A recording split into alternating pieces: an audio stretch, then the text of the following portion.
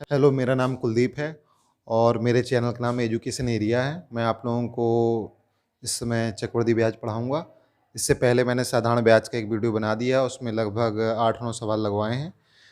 इसमें जो है हो सकता है 12-13 सवाल भी हो सकते हैं, क्योंकि सारे सवाल जो इम्पोर्टेंट है वो कवर करने हैं, मुझे सारी थ्योरी कवर करनी है। तो देखते हैं फिर। हाँ, सबसे पहले इसमें हमने क्या उठाया है, मिश्र धन बराबर मूलधन धन चक्रवृद्धि ब्याज। उसमें क्या था, साधारण ब्याज था। इसमें क्या है, मिश्र धन बराबर मूलधन 1 प्लस दर बटे 100 घात समय। ठीक। आर का मतलब क्या है, दर। एन का मतलब क्या है, समय। और पी का मतलब क्या है, मूलधन। ठीक। और ए का मतलब क्या है, मिश्र धन। तो पिछले वीडियो में मैंने आपको बताया था कि मिश्र धन का मतलब क्या होता है। मूलधन का मतलब ये होता है, जैसे मैंने किसी बैंक में 1,000 रुपये जमा किए और 2 साल बाद उसने मुझे 1,200 रुपये दिए, तो जो मैंने रुपए जमा किए थे उसे मैं मूलधन बताऊंगा, या वो मूलधन होता है। और जो बैंक ने 2 साल बाद मुझे वापस किए हैं ब्याज सहित जोड़कर, वो मिश्र धन होता है। इसलिए मिश्र धन बराबर क्या होता है, मूलधन धन ब्याज। ठीक है। अगर चक्रवृद्धि ब्याज लगता है तो मूलधन धन चक्रवृद्धि ब्याज आ जाएगा, और साधारण ब्याज लगता है तो मूलधन प्लस साधारण ब्याज आ जाएगा। ठीक। अब अगला वो देखते हैं फॉर्मूला हम लोग।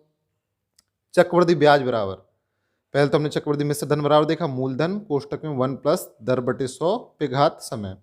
अब यहाँ पे क्या है, सी आई मतलब कंपाउंड इंटरेस्ट बराबर मूलधन गुणे 1 प्लस आर बटे 100 power n minus P. Minus P का मतलब क्या हुआ, ये ए को हमने यहाँ लिख दिया, ये पूरा क्या है, ए है। और माइनस पी मतलब मिश्र धन से हमने मूलधन घटा दिया तो ब्याज आ गया, यही लगाया हुआ हमने। अब ये थोड़ा सा सवाल ट्रिकी है, अधिकतर लोगों को पता नहीं होता है, क्योंकि किताबों में भी नहीं दिया होता। तो सबसे पहली बात, यदि समय सही बटे में दिया हो, अगर यहाँ पे घात सीधे सीधे दिए 2 या 3, तब तो सबको ही सीधे सीधे अंदर का गुणा करा देगा 2 बार 3 बार। लेकिन घात अगर सही बटे में दी हो तो थोड़ी सी दिक्कत हो जाती है। तो उसके लिए 2 तरीके होते हैं।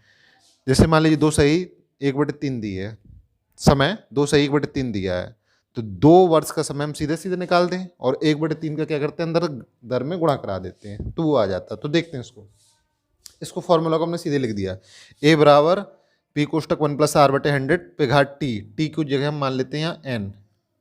अच्छा, यहाँ पे टी समय दिया ना, इसलिए टी लिख दिया था हमने। 1 प्लस आर बटे 100 इंटू एक्स बटे वाई। अगर समय टी सही एक्स बटे वाई दिया है तो जो पूरा पूरा पूर्णांक है उसको हमने यहाँ पे लिख दिया, और जो पूर्णांक के बाद जो भिन्न बची, जो एक्स बटे वाई ये भिन्न बची ना, ये वाली, इसको हमने यहाँ पे दर के साथ गुणा करा दिया। बस इतनी सी बात है। और ये लगाएंगे तो सीधे सीधे हम लोगों का दूसरा सवाल आ जाएगा। अब यहाँ देखते हैं, यदि ब्याज छमाही दे हो तो दर आधी और समय दोगुना हो जाता है। ये कैसे होता है, ध्यान से सुनिएगा। जैसे अगर 1 साल है, जैसे मान लीजिए 2 साल की बात करते हैं, हमने 1,000 रुपये जमा किया, अगर ब्याज वो बैंक 6 महीने में दे रहा है तो कितनी बार देगा, 4 बार देगा। तो समय कितना हो गया, 4 गुना, जो कि हमने यहाँ लिखा, देखिए सॉरी। यदि ब्याज छमाही दे हो और 1 वर्ष में अगर वो ब्याज दे रहा है तो कितना देगा, दोगुना देगा। अगर समय 1 वर्ष दिया है तो छमाही में 2 वर्ष हो जाएगा, 1 वर्ष में 2 छमाही होती हैं, तो 2 गुना हो गया समय। अब ध्यान से देखिएगा, अगर 10% वार्षिक ब्याज की दर से कहा उसने, 10% वार्षिक ब्याज की दर से कहा, तो छमाही का दर कितना हो जाएगा, क्योंकि ब्याज तो छमाही देना है, लेकिन 10% वार्षिक ब्याज की दर है और ब्याज छमाही देना है, तो क्या हो जाएगा, 10 का आधा हो जाएगी दर। कितनी हो जाएगी, 5%। तो वही मैंने यहाँ लिखा, दर कितनी हो जाएगी, आधी, और समय कितना हो जाएगा, दोगुना है, ये लिख दिया। अब यदि ब्याज तिमाही देना हो, तिमाही का मतलब 3-3 महीने में देना हो भाई बैंक को, तो जैसे 1 साल में अगर हम देखें कितनी बार देगा वो, तो 3 का 3, 3 6, 3 3 3 6 12, 1 साल में, ओ सॉरी हाँ, 1 साल में 12 महीने होते हैं, और तिमाही ब्याज दे रहा है तो 4 बार उसने ब्याज दिया, तो समय को हमने क्या कर दिया यहाँ पे, 4 गुना। अब दर की बात करते हैं। दर मान लीजिए 12% है, या फिर मान लीजिए कुछ भी, हम मान लेते हैं 12% है। ठीक है, अगर दर 12% है, ठीक है, तो वो क्या हो जाएगी, तिमाही देना है, ध्यान से सुनिएगा, तो क्या करेंगे, 12/3 कर देंगे। ठीक है, सॉरी 12/3 क्यों, 4 कर देंगे, क्योंकि 3-3 महीने 1 साल में कितने होते हैं, 4 बार होते हैं। तो क्या हो जाएगी, दर 12/4 हो जाएगी, तो कितनी आ जाएगी, 3%। ठीक है, कुल मिला के हमें ये देखना है कि ब्याज कितने उस हिसाब से दे रहा है, ब्याज तिमाही दे रहा है या छमाही दे रहा है या वार्षिक दे रहा है। अगर वार्षिक दे रहा है तो सवाल में नहीं दिया होगा, अगर दिया होगा सवाल में तो इस तरह ब्याज छमाही दे हो, ब्याज तिमाही दे हो। ठीक, तो अब हम पहला सवाल लगाते हैं। 500 रुपए की राशि को 20% चक्रवृद्धि ब्याज की दर से 2 वर्षों के लिए देने पर ज्ञात करना है। क्या ज्ञात करना है? ब्याज। चूंकि चक्रवृद्धि ब्याज की दर है यहाँ पे, तो ब्याज भी हमें कौन सा मिलेगा? चक्रवृद्धि ब्याज। फिर कितना धन वापस मिलेगा हमें? कितने वर्ष बाद? 2 वर्ष बाद। तो मतलब वो क्या होता है? मिश्र धन, जो कि हमने अभी आपको बताया था। तो वही ये फॉर्मूला, ए बराबर पी कोष्टक 1 प्लस आर बटे 100 की पावर एन, यही तो फॉर्मूला था। अब यहाँ थोड़ा सा अगर लिखना हो तो लिख सकते हैं आप। आर बराबर कितना? 20%, एन बराबर 2 वर्ष, और पी बराबर कितना दिया है? 500 रुपये। ठीक है, और यदि आपको सीधे सीधे दिख रहा है तो लिखने की भी जरूरत नहीं है, ये फॉर्मूला भी लिखने की जरूरत नहीं है, सीधे सीधे आप क्या लिख सकते हैं? 500 कोष्टक में 1 प्लस 20 बटे 100 की पावर 2, बस आ गया। क्या आ जाएगा? 500 गुणे 20 एकम 20, 20 पंचे 100, कितना हो जाएगा? 6/5 गुणे 6/5, 5 से काटेंगे तो ये 100 आ जाएगा, फिर 5 से काटेंगे तो ये क्या आ जाएगा? 20 आ जाएगा, 36 दूनी 72, 720 रुपये। ये क्या आ गया? टोटल धनराशि। ये क्या है? मिश्र धन। ये दूसरा पार्ट निकला हम लोगों का, ये वाला। पहला पार्ट क्या आएगा? 720 माइनस 500, 220 रुपये। ये पहला पार्ट निकला हम लोगों का। ठीक, साधारण ब्याज। अब देखिएगा, इसमें एक चीज और है, हमने जो आपको बताया नहीं, थोड़ा सा ध्यान से देखिए अंतर क्या होता है। चक्रवृद्धि ब्याज और साधारण ब्याज में क्या अंतर होता है? जैसे यदि हमने 1000 रुपये जमा किए, साधारण ब्याज की दर से जमा करेंगे, तो मान लीजिए उसमें एक साल में 100 रुपये ब्याज मिल रहा है। ठीक, तो एक साल में जब 100 रुपये ब्याज मिल रहा है, तो एक साल में कितनी हो जाएगी वो राशि? 1100 रुपये हो जाएगी। फिर अगले साल में कितनी हो जाएगी? 100 रुपये और जुड़ जाएगा, तो 1200 रुपये हो जाएगी। तो ब्याज कितना मिल गया? 1200 रुपये। यहाँ पे क्या होता है साधारण ब्याज में? मूलधन क्या होता है? पहले साल भी 1000 रुपये था, दूसरे साल भी 1000 रुपये रहेगा। अब चक्रवृद्धि ब्याज में क्या होता है? चक्रवृद्धि ब्याज में देखिए, यदि हमने 1000 रुपये जमा किया और एक साल में उसका 100 रुपये ब्याज बना, ठीक है, तो पहले साल तो मूलधन 1000 रुपये रहेगा, दूसरे साल जो मूलधन हो जाएगा वो 1100 रुपये हो जाएगा। होता क्या है? ब्याज उसी में जुड़ जाएगा। जब ब्याज जुड़ जाएगा तो अगले साल के लिए मूलधन कितना हो जाएगा? 1100 रुपये हो जाएगा। 1100 के बाद 100 रुपये फिर ब्याज मिल जाएगा उस पर। 100 रुपये क्यों मिलेगा? फिर 1100 पे 100 रुपये से ज़्यादा मिलेगा। क्यों? क्योंकि 1000 पे 100 रुपये ब्याज मिल रहा था, तो 1100 पे क्या होगा? 100 रुपये से कुछ ज़्यादा मिलेगा। इसलिए क्या होता है? अधिकांशतः चक्रवृद्धि ब्याज साधारण ब्याज से अधिक आता है। ठीक है, इसलिए बैंक वाले भी यही देते हैं और लोग पसंद भी यही करते हैं। हालांकि जो लेता है उसके लिए हानि है, और जो ब्याज देता है, जैसे मान लीजिए हमने बैंक में जमा किया और बैंक हमें ब्याज देगा, तो बैंक के लिए तो हानि है और हम लोगों के लिए फ़ायदा है। इसी तरह साहूकार लोग भी पहले ब्याज से लगाते थे, वही चक्रवृद्धि ब्याज वाली बात है। क्या होता था? मूलधन को ब्याज से जोड़ देते थे, फिर उसको मूलधन मान के फिर ब्याज लगा देते थे उस पर, तो वो सबसे ज़्यादा बढ़ते ही जाता था, कभी घटता नहीं था। ठीक है, तो आगे देखते हैं। अब ये तो हो गया पहला तरीका, जो कि सवाल बेस्ड, वो सूत्र बेस्ड था, सीधे सीधे रखा हमने, आ गया। अब यहाँ पे एक थोड़ी सी बात देखते हैं हम लोग, कैसी? प्रतिशत वाली बात देख लेते हैं। थोड़ी देर के लिए मान ली 500 रुपये की राशि थी, पहले वर्ष 20% ब्याज लगा, तो कितनी राशि मिलेगी? 120/100 मिलेगी। फिर दूसरे वर्ष फिर 120 रखा, ये हम लोगों का उत्तर आ गया। सीधे सीधे यहां से भी कर देते तो ये भी यही आ जाता। अब इसको सॉल्व कर लेंगे तो उत्तर आ जाएगा। ये जीरो से ये जीरो, ये जीरो से ये जीरो, ये जीरो ये जीरो कट गए, बस 12 12 में 144, 144 गुणे 5 करा दीजिए, 5 को 20, 2 हासिल, 14 पंचे 70, 720 रुपये आ गया। तो कुल मिला के क्या हुआ? एक प्रकार से ये प्रतिशत से भी लग जाएगा। कैसे? 500 रुपये इसका मूलधन था, 120 बढ़ा पहले साल, फिर दूसरे साल जितनी राशि हो गई थी पूरी, फिर उसका 120% बढ़ गया, बस मतलब 120% हो गया, 20% बढ़ गया ओनली। तो अब दूसरा सवाल देखते हैं। इसमें क्या दिया? 2000 रुपये की राशि को 10% चक्रवृद्धि ब्याज की दर से 2/3/5 वर्ष के लिए दिया जाता है। समय के पश्चात प्राप्त धनराशि बताना और ब्याज बताना है। तो सबसे पहले वही फॉर्मूला, ए बराबर लिख देते हैं, ए बराबर पी कोष्टक 1 प्लस आर बटे 100। अब यहाँ पे समय देखेंगे, समय की खासियत पहचानना हम लोगों को। क्यों? क्योंकि टी सही x/y के रूप में फॉर्म दिया गया है ये, तो यहाँ पे समय कितना हो जाएगा? t और 1 प्लस आर बटे 100 इंटू एक्स बटे वाई। ठीक, ये वाला फॉर्मूला लगा दिया हमने सीधे सीधे। और अगर ना भी लगाना हो तो देखिए आप लोग सीधे सीधे कैसे लगाएंगे इस बार। ए बराबर सीधे सीधे, आप मान लीजिए कि हमने ये लाइन लिखी ही नहीं है। 1 प्लस आर कितना है 10 बटे 100। अब सही बटे में पूरा पूरा पूर्णांक कितना है 2। फिर 1 प्लस आर बटे आर कितना है 10 बटे 100। फिर सही बटे में कितना बचा 3/5, इसका गुणा करा दिया। बस अब इसको हल कर लेंगे, सीधा सीधा आ गया मिस्टर धन। हमें ये लाइन लिखने की भी आवश्यकता नहीं थी, हम लोगों को सीधा सीधा इस तरह पता होता तो सीधे सीधे हल कर लेंगे। बस सूत्र एक बार याद करने की जरूरत है। तो ये क्या हो गया 2000 हो गया, ये जीरो से ये जीरो कट गया, तो यहाँ पे क्या आ जाएगा 11/10 गुणे 11/10। यहाँ पे क्या आ जाएगा, ये जीरो से ये जीरो कट गया, यहाँ पे कितना आ जाएगा 53/50। यही हो गया, नीचे 50 हो गया, 50 से कम 50 3 जुड़ जाएगा 53/50। ये जीरो से ये जीरो कट गया, ये जीरो से ये जीरो कट गया, ये जीरो से ये जीरो कट गया। अब क्या कराएंगे हम, इन सब का आपस में गुणा करा देंगे, जो आएगा वही चक्रवृद्धि मिश्रधन हो जाएगा। तो 121 को कराएंगे तो कितना आ जाएगा 242। 11 11 में 121, 242 गुणे 53। 3 दूनी 6, 3 चौको 12 की 2, 1 हासिल आई, 3 दूनी 6 और 1 7 गुणे 5 दूनी 10 की 0, 1 हासिल आई, 5 चौको 20 और 21 की 1, 2 हासिल आई, 5 दूनी 10, 10 2 12।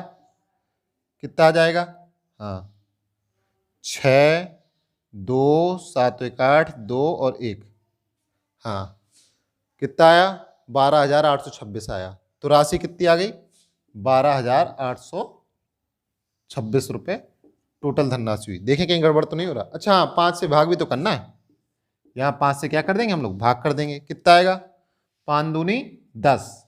ठीक, फिर 5 दूनी 10 के बाद क्या आ जाएगा 28 5 25 दशमलव 3 5 छक्का सॉरी दशमलव लगाएंगे 5 छक्का 30। 30 के बाद क्या आ जाएगा 2 5 25, फिर दशमलव लगाएंगे 5 दूनी 10। इतने रुपए क्या हो जाएगा, पूरा रुपए बैंक हमें देगा। अब ब्याज कितना आ जाएगा 2000 घटा दीजिए, तो ये टोटल धनराशि है जो बैंक हम लोगों को देगा। और ब्याज कितना आ जाएगा, ब्याज आ जाएगा 565.2 रुपये, मतलब 565.2 रुपये। ये क्या है ब्याज। बस कितना सरल था, 1 2 और सीधा कैलकुलेशन आप लोग कर लेंगे तो 3 लाइन में आ गया उत्तर। अब तीसरे सवाल देखते हैं।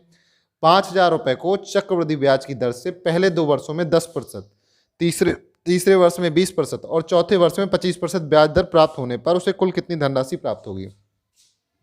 ये भी सेम यही फॉर्मूला है।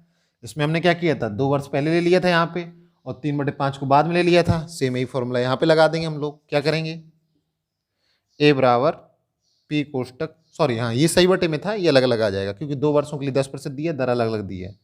अगर दर एक सी दी होती तो सीधे गुणा करा देते।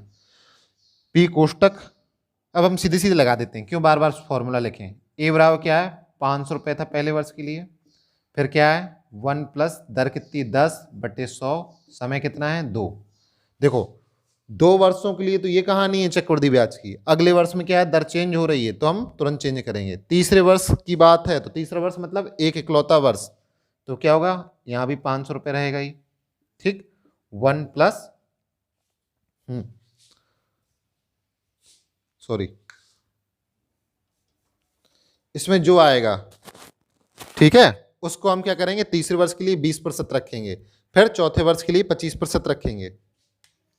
इसको हल करते हैं, क्या आ जाएगा 500 गुणे 1 0 से 1 0 कट गया 11/10 गुणे 11/10 कितना आ जाएगा, ये 0 से ये 0 कट गया, ये 0 से ये कट गया।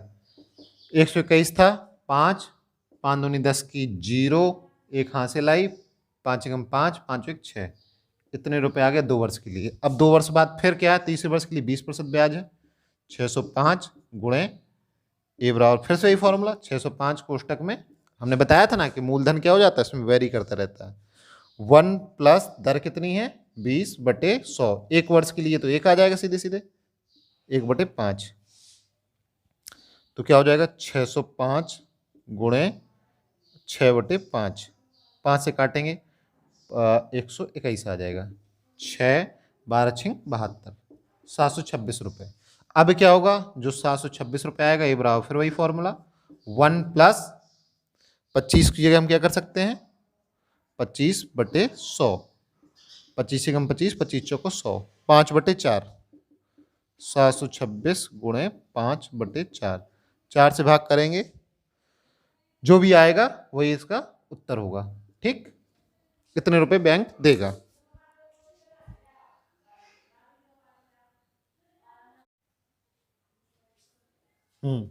ये तो हो गया फर्स्ट मेथड, ये वाला फर्स्ट मेथड हो गया। आप सेकेंड मेथड देखते हैं। सेकेंड मेथड में क्या करना है, वही ए बराबर जैसे कि हमने इस वाले फॉर्मूला में किया था, 500 कोष्टक में 1 प्लस 10/100 कोष्टक में 1 प्लस, यहाँ पे घात 2 होगी, क्यों, क्योंकि 2 वर्ष के लिए दिया गया था। 1 प्लस दर कितनी है, 20/100, समय 1 होगा क्योंकि तीसरे वर्ष की बात ओनली है, और चौथे वर्ष के लिए 1 प्लस 25/100। ठीक, यहाँ पे भी घात 1 होगी। यदि हम इसको सॉल्व करेंगे तो सेम यही सिचुएशन आ जाएगी। इसको सॉल्व किया था तो क्या आया था हमारा 605 रुपये, फिर जो आया था उसके साथ हमने ये किया था। ठीक है, ये आ गया था अपना कितना 726 रुपये, 726 का इसका गुणा करा देंगे तो वही अपना उत्तर आ जाएगा। ठीक, अब ये इंपॉर्टेंट सवाल है। इसी तरह के सवाल आते हैं, कोई धनराशि 20 वर्षों में अपने से 3 गुना हो जाती है तो चक्रवृद्धि ब्याज की उसी दर से 81 गुना होने में से कितना समय लगेगा। तो सबसे पहले हम उससे अपने तरीके से लगाते हैं, वही फॉर्मूला, ए बराबर तो 3p बराबर कितना हो जाएगा, p कोष्टक 1 प्लस दर कितनी है नहीं पता तो हम आर रख देंगे बटे 100, और समय कितना है इसका 20 वर्ष। एक समीकरण ये हो गया सीधा सीधा। ठीक, p से p कट गया यहाँ पे। दूसरा समीकरण क्या हो जाता है, 81 गुना हो जाती है, तो 81p बराबर p कोष्टक 1 प्लस r बटे 100 की पावर n। हमें समय पता नहीं तो समय निकालना है, ये समीकरण हो गया दूसरा अपना। ठीक, अब ध्यान से देखिएगा, p से ये p कट गया, 81 को हम क्या लिख सकते हैं, 3 की पावर 4।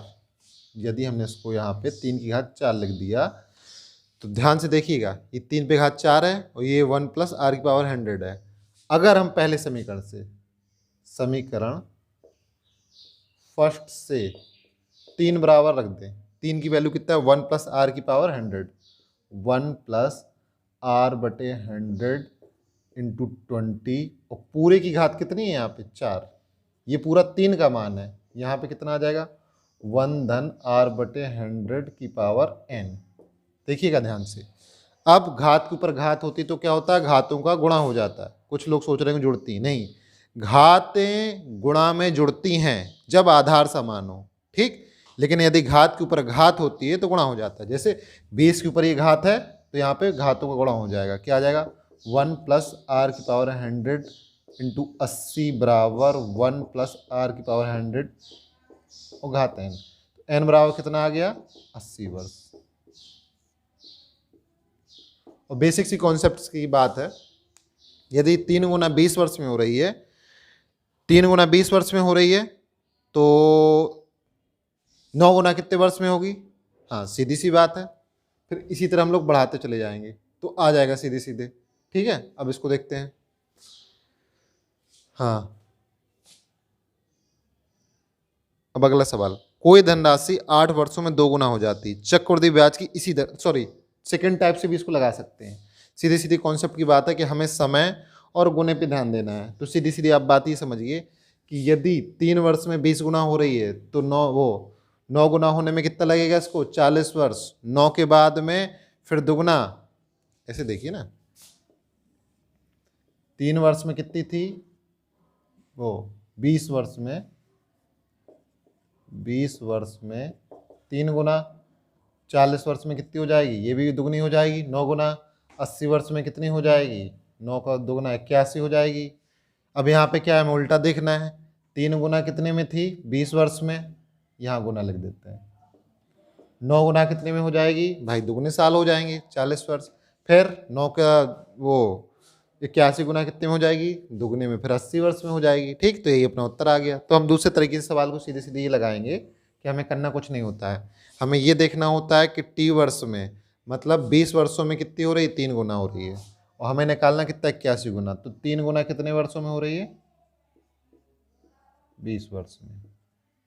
अब ध्यान से देखिए, 81 गुना होने में कितना समय लगेगा, तो 3 पे घात कितनी हो जाएगी 81 होने के लिए, 81 करने के लिए 3 का 3, 3 का 9, 9 × 27, 27 चौको 81, 3 पे घात 4, 3 पे घात 4 होने के लिए क्या हो जाएगा यहाँ पे 20 गुणे 4 यानी 80 वर्ष। यही तरीका यहाँ पे लिखा है। यदि टी वर्ष में n गुना हो रही है तो 3 पे घात 4 मतलब 81 गुना होने में कितना समय लगेगा, सीधे सीधे इसको उल्टा करके लिख दिया हमने, समय गुणे गुना टी।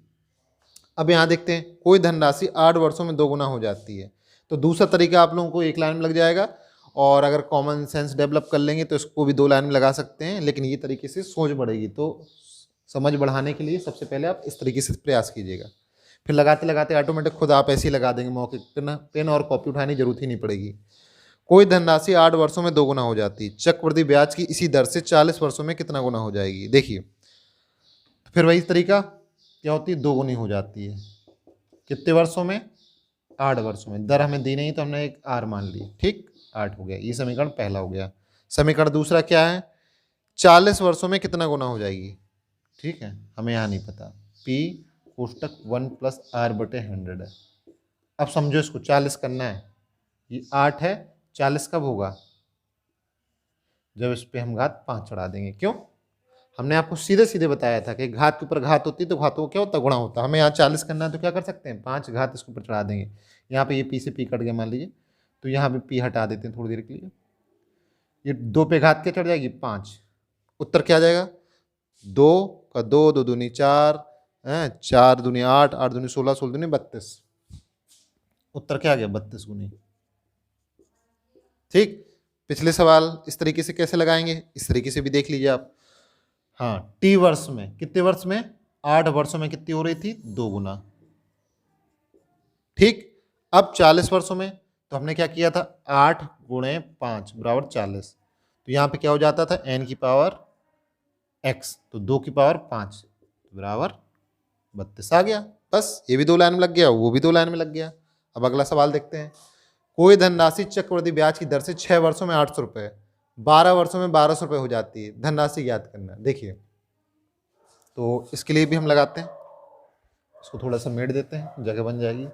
हाँ, कोई धनराशि चक्रवृद्धि ब्याज की दर से 6 वर्षों में 1200, वो 6 वर्षों में 800 रुपये और 12 वर्षों में 1200 रुपये हो जाती है। तो देखिए 800 रुपये हो जाती है तो मतलब मिश्र धन कितना हो गया, 800 रुपये। पी मान लेते हैं हम लोग, मूलधन हो गया। वन धन, दर कितनी हो गई, दर नहीं दी है, दर की जगह हमने आर लिख दिया। समय 6। ठीक, अब दूसरा समीकरण क्या है, 1200 हो जाती है राशि, पी मूलधन था, वन धन आर, दर वही रहेगी, समय कितना हो जाता है, 12 वर्ष। देखिए पहला समीकरण और दूसरा समीकरण, अगर हमें इन दोनों को बराबर करना है, ठीक, तो हम क्या कर सकते हैं, थोड़ी देर के लिए सोचिए। इसको हमने इस तरफ कर दिया तो अभी नहीं, मान लो इसको इस तरह कर देते हैं। ठीक है, पहला समीकरण है, ये दूसरा समीकरण है। ठीक, अब यदि हमें इसको इसके बराबर करना है तो क्या कर सकते हैं, यहां पे घात 2 कर देते हैं, इसके ऊपर घात 2 चढ़ा देते हैं पूरे, क्या हो जाएगा, इस तरह हो जाएगा। और 6 के ऊपर घात होगी तो घातों पे घात का क्या हो जाता है, गुणा। 1 + R/100 की पावर 12, यही हो जाएगा। ठीक, अब ये 800² यदि 1 + R/100 की पावर R की वैल्यू निकालें हम लोग, और P को हमने इधर भेज दिया थोड़ी देर के लिए, तो क्या हो जाएगा, यहाँ पे आ जाएगा 800² बराबर 1 + R/100 की पावर 12। इसकी वैल्यू उठा के हम कहाँ रख देते हैं, यहाँ रख देते हैं। 1200 बराबर P गुणे 800 का स्क्वायर, तो 800 का स्क्वायर तो सीधे हम क्या करेंगे, 800 गुणे 800 बटे P स्क्वायर। P स्क्वायर से एक P कट गया, ये 2 जीरो से ये 2 जीरो कट गए, P को यहाँ भेज दिया हमने। फिर 4 दूनी 8, 4 3 12। ठीक, फिर क्या हो जाएगा, यहाँ 1600/3 आ जाएगा। तो मूलधन कितना आ गया, 1600/3 रुपये। ये भी लगाने में कितनी, 4 लाइनें लगी, 1 2 3 4, हुई कैलकुलेशन। ठीक, अब अगला देखते हैं। कोई धनराशि चक्रवृद्धि ब्याज की दर से 6 वर्षों में 1.44 गुना, 8 वर्षों में 2.25 गुना हो जाती है। चक्रवृद्धि ब्याज निकालना है। देखिए हम सूत्र नहीं रखेंगे, सीधे सीधे आ जाएगा। क्या करते हैं, कोई धनराशि कितनी गुना हो रही है, 1.44 P हो रही है। किसका, P मूलधन था, वन धन, दर पता नहीं, R/100 कितने वर्षों में, 6 वर्षों में। P से P कैंसिल। ठीक, अब दूसरा क्या 2.25 गुना हो रही है, पी का ही तो गुना हो रही है। जैसे हम कहते नहीं है कि मूलधन का दुगुना हो गया, कोई राशि 4 वर्षों में अपने की दुगुना हो गई, तो दुगने का मतलब अगर यहाँ पे 500 रुपये थी तो ये 1000 हो गई, 1000 थी तो 2000 हो गई। यहाँ पे क्या है, पी है तो पी का 2.5 गुना हो गई, 2.25 गुना हो गई, दर वही रहेगी। अब समय की बात करते हैं, कितने वर्षों में, 8 वर्षों में। ये पी से ये पी कट गया। ठीक, अब ध्यान से देखिए क्या पूछ रहा है, सी आई की दर पूछ रहा है, दर बताना है। ठीक है, अगर हम इसको बटे में कर दें तो क्या हो जाएगा, मान लीजिए पहला, ये दूसरा। अब दूसरा बड़ा है तो दूसरे बटे पहला कर देते हैं, तो क्या आ जाएगा 1 + r बटे 100 की पावर 2 बराबर कितना आ जाएगा, 2.25 बटे 1.44। दशमलव से दशमलव हट जाएगा, ये कितने का 15 का वर्ग हो जाएगा, ये कितने का 12 का वर्ग हो जाएगा। अगर हम ये घात को वो कर दें 1 + r बटे 100 बराबर, घातों को हटा दें तो 15 बटे 12 आ जाएगा। जब r बटे 100 निकालेंगे कितना आ जाएगा, ये शायद चल नहीं रहा, दिख नहीं रहा होगा आप लोगों को, r बटे 100 बराबर कितना आएगा, इस तरफ भेजेंगे तो 15 बटे 12 ऋण 1। ठीक, तो क्या आ जाएगा r बटे 100 बराबर 15 से 12 गया तो कितना आएगा 3 बटे 12, r बराबर कितना आ जाएगा 300 बटे 12। अब काट देते हैं अपन लोग, 3 से काटेंगे तो यहाँ क्या आ जाएगा 100, और यहाँ 3 से काटेंगे तो क्या आ जाएगा 4, फिर 4 से काटेंगे तो क्या आ जाएगा 25। 10% की दर से 2 वर्षों का सीआई एवं एसआई का अंतर, चक्रवृद्धि ब्याज और साधारण ब्याज का अंतर 180 रुपये है। मूलधन बताना है। ठीक है, तो सबसे पहले हम क्या करेंगे, सीधी सी बात है कि क्या करेंगे, हम लोग लिखेंगे यहाँ पे क्या ज़्यादा होगा, सी आई माइनस एस आई। ठीक, सी आई का फॉर्मूला क्या होता है, पी कोष्टक 1 + r बटे 100 की पावर n, n मतलब समय, माइनस पी, ये क्या हो गया सी आई का ब्याज हो गया, फिर minus P into R T बटे 100, ये किसका हो गया एस आई का हो गया। ठीक, ये फॉर्मूला की जरूरत नहीं है, सीधी सीधा आपको बताया। यहाँ पे चक्रवृद्धि ब्याज है, ये साधारण ब्याज है, बस इन दोनों को घटा देना है। तो हम क्या करेंगे, यहाँ पे पी की वैल्यू हम लोगों को नहीं पता, पी ही निकालना है। ठीक, अगर पी हम सबसे कॉमन ले लें और यहाँ पे इसका अंतर कितना है 180 रुपये। ठीक, रुपये लिखने की जरूरत नहीं है, 180 बस लिख दिया। फिर पी यदि हमने कॉमन ले लिया तो क्या हो जाएगा 1 धन दर कितनी है 10 बटे 100, घात समय कितना है 2, यहाँ पे ऋण 1 माइनस पी कॉमन ले लिया था हमने, आर कितना बचेगा, हाँ आर 10 गुणे समय कितना है 2 बटे 100। ठीक, ये जो है पूरा हो जाएगा ऐसे, क्योंकि पी इससे भी हमने कॉमन ले लिया। अब क्या बचा यहाँ पे 180 ज्यों का त्यों लिखा रहने दिया, पी हमने यहाँ कर दिया, ये 0 से ये 0 कट जाएगा, ये क्या हो जाएगा 11 बटे 10, तो ये क्या आ जाएगा 121 बटे 100 माइनस ऋण 1, ये 0 से ये 0 कट गया, और ये क्या आ जाएगा ऋण 1 बटे 5। ठीक, अब इसको सीधे सीधे हम सॉल्व कर सकते हैं, क्यों हम फालतू में आप ये लिखें, ये ऋण 1 है और ऋण ये 1 बटे 5, ऋण और ऋण क्या हो जाएंगे जुड़ जाएंगे। अगर ऋण का 1 है, ऋण का 1 बटे 5 है, तो क्या हो जाएगा ऋण के 5 एकम 5 6 बटे 5।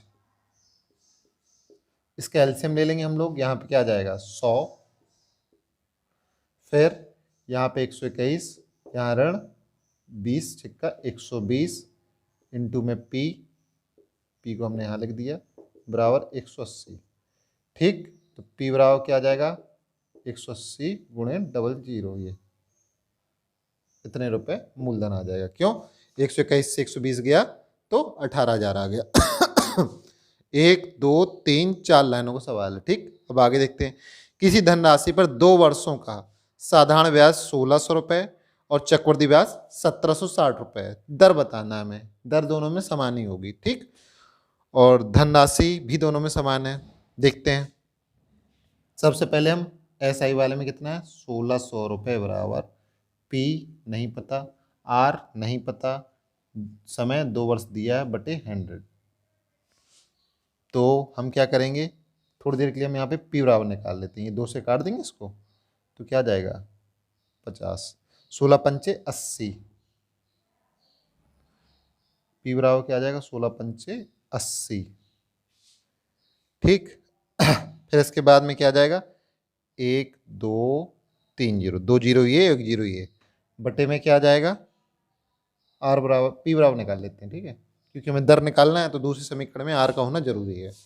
अब क्या करेंगे हम लोग, यहाँ पे अगर 1760 रुपये ले लेते हैं क्या चक्रवृद्धि ब्याज के लिए, तो P हमें पता होना चाहिए, फिर 1 प्लस दर पता होना चाहिए, दर हमें निकालना है क्योंकि R बटे कैपिटल में R इसलिए लिख दिया क्योंकि इसमें भी वही R है इसमें भी वही R रहेगी पे घात 100, चूंकि ब्याज की बात हो रही है तो घात क्या 2 माइनस यहाँ पे P हो जाएगा। ठीक, ये बात ध्यान देने योग्य है। हम क्या करेंगे यहाँ पे P को कॉमन ले लेते हैं, यहाँ पे -1 लिख देते हैं। ठीक, अब क्या करेंगे यहाँ पे P की वैल्यू रख देते हैं थोड़ी देर के लिए, 1760 बराबर कितना आ जाएगा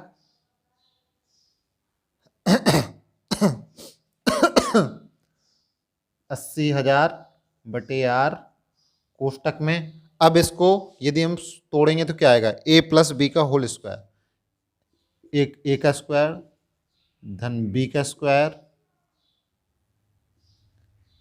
धन 2A इंटू बी, ये ऋण का 1, एक से एक ये कट गया। ठीक अब अंदर इसका गुणा करा देंगे, 1760 बराबर R से यदि गुणा करा देंगे क्या बचेगा यहाँ पे, ये 2 जीरो 2 जीरो 4 जीरो हैं, ये कट जाएगा, कितना आ जाएगा 8 बटे R। ठीक, धन यहाँ पे यदि इसके R से गुणा कराएंगे तो R से R क्या हो जाएगा कैंसिल आउट हो जाएगा, यहाँ पे 2 जीरो से 2 जीरो कट जाएंगे, कितना बचेगा 8 दूनी 16, और 2 जीरो से 2 जीरो कट गए तो कितना बचेगा 2 जीरो यहाँ आ जाएगा।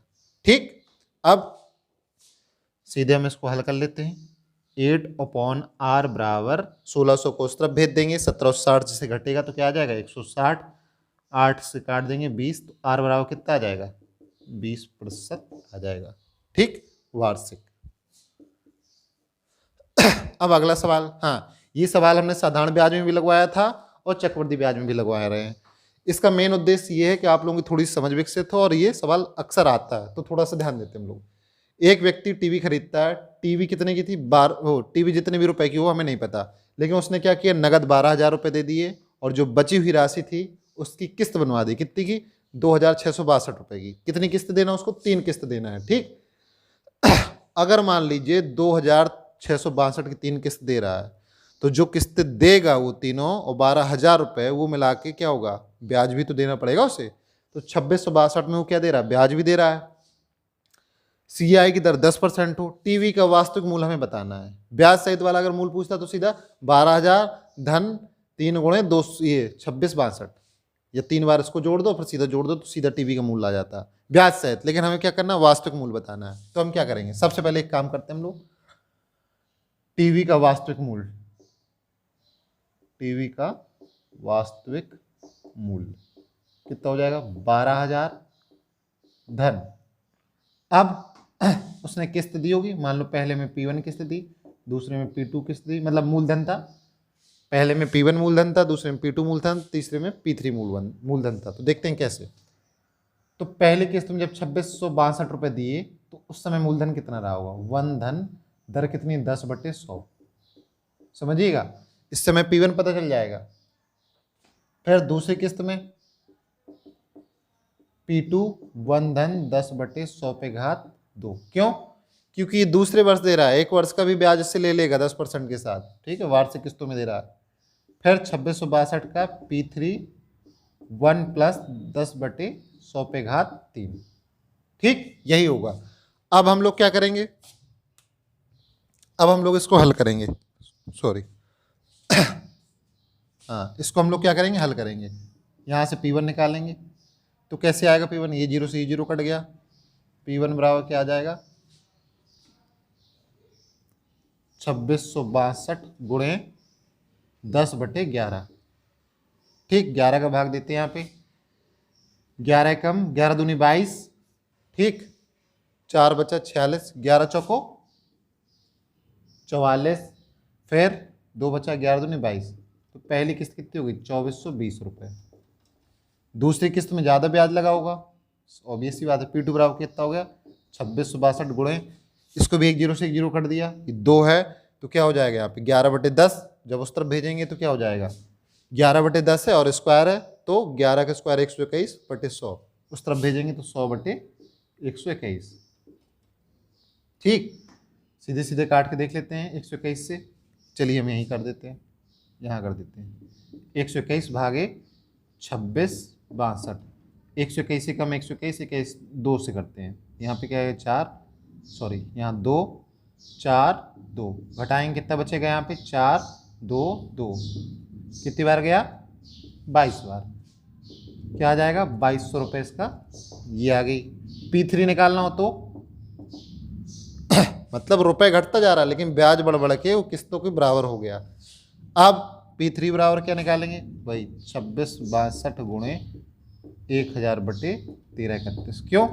क्योंकि यहाँ पे 11 क्या आ जाएगा 10, और 11 का क्यूब होता है 1331 और 10 का क्यूब होता है 1000, तो ये क्या हो जाएगा जब उस तरफ भेजेंगे तो 1000 ऊपर 1331 नीचे।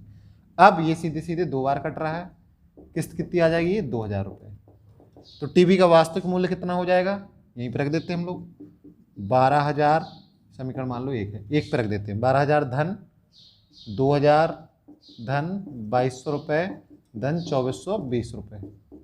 इसको जोड़ लेंगे टीवी का वास्तविक मूल्य आ जाएगा 0 2 4 2 6, ठीक, 2 का 2 2 4 2 3 6 2 चौको 8, इतना तो टीवी का वास्तविक मूल्य हो गया, वास्तविक मूल्य।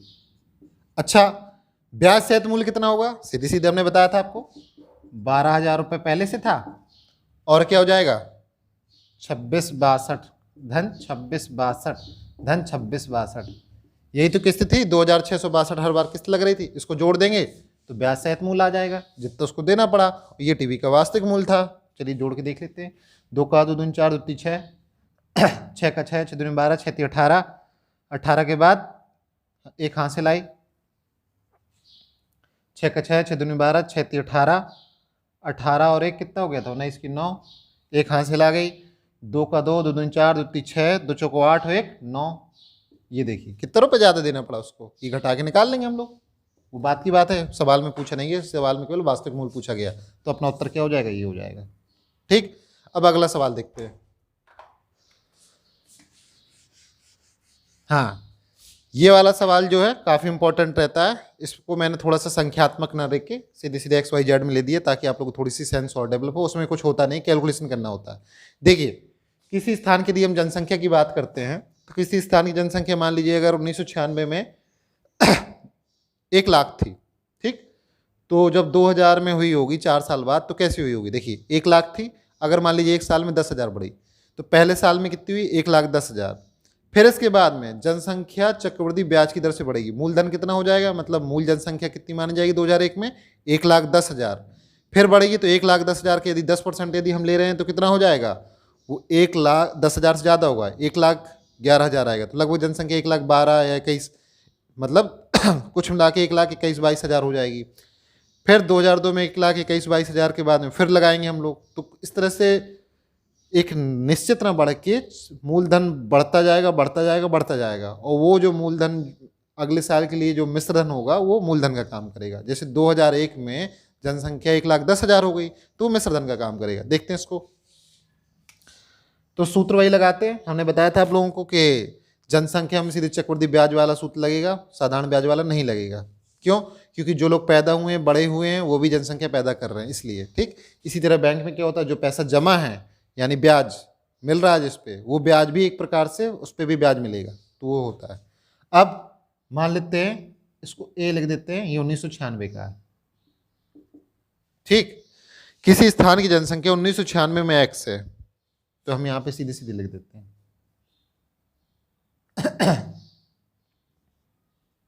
1996 में कितनी है x है, ठीक है, हमने मान लो x लिख दिया, धन दर का पता नहीं हमने r लिख दिया, स्मॉल r लिख देते हैं, घात 100, समय कितना हो गया 1996 से 2004 वर्ष हो गया, 2000 में कितनी हो गई y हो गई, ठीक है, अच्छी बात है।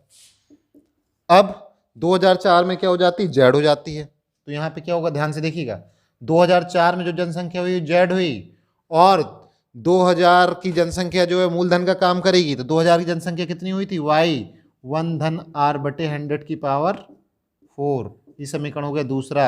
यदि पहला बटा दूसरा करेंगे तो क्या आ जाएगा, इससे ये कट जाएगा। पहला बटे यदि हम दूसरा कर रहे हैं तो क्या आ जाएगा, y बटे जेड बराबर x बटे वाई।